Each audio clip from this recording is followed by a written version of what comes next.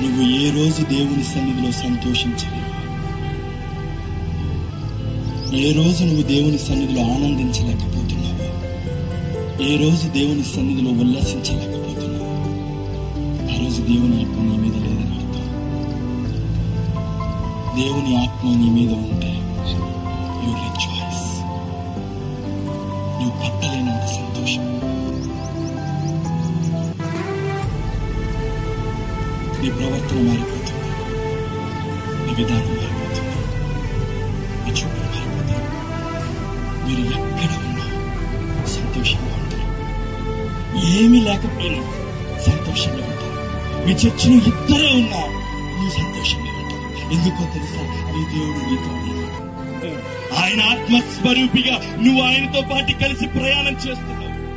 అప్పుడు నువ్వు వెలిగెత్తి, అయ్యా నువ్వు లేకపోతే నేను ఉండలేనయ్యా, నువ్వు లేకపోతే నేను బ్రతకలేనయ్యా అంటే నీ దేవుడు నేను వచ్చి కౌగిలించుకొని ముద్దాడతాడు.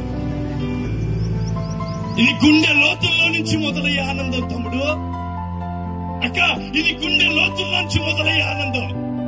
ఇది ఎవరో పాడితేనో, ఎవరో అంటేనో, ఏదో ఇస్తేనో వచ్చేది కాదు.